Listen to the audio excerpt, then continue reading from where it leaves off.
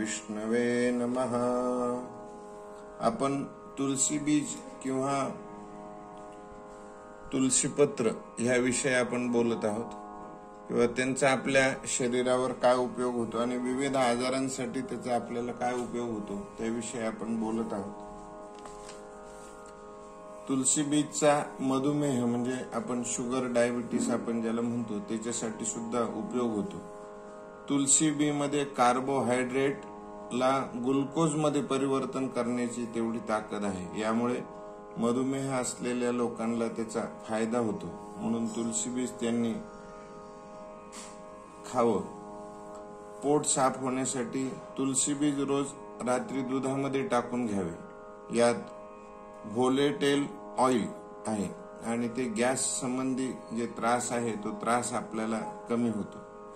कोणाला त्वचेचा विकार असेल तर नारळाचं तेल व तुलसी बीज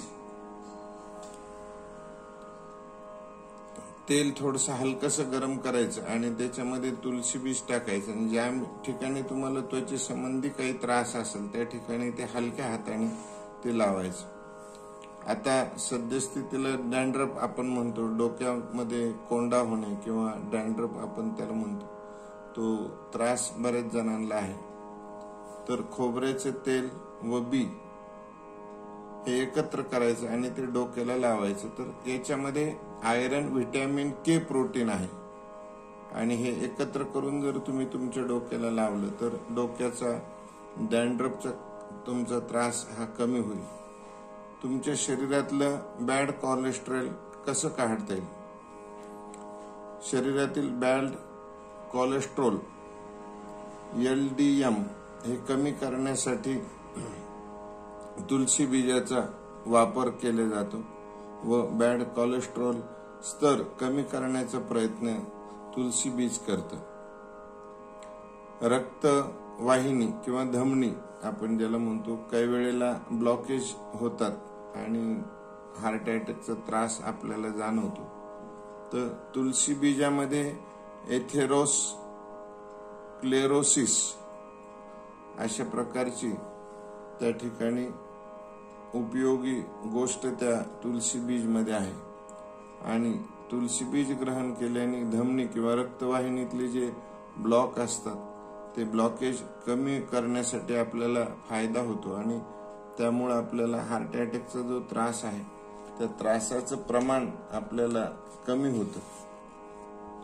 अशा प्रकारे ह्या तुलसी बीजाचा सुद्धा आपल्याला खूप फायदा आपल्या जीवनामध्ये होतो, म्हणून वेगवेगळ्या प्रकारे तुलसी बीज तुम्हाला जशा पद्धतीने खाता येईल, आपण वर पाहिलं कशा कशा पद्धतीने खावं, दह्यासोबत, स्नॅक्स, फळं यासोबत तुम्ही तुलसी बीज त्याच्यावर टाकून खाऊ शकता।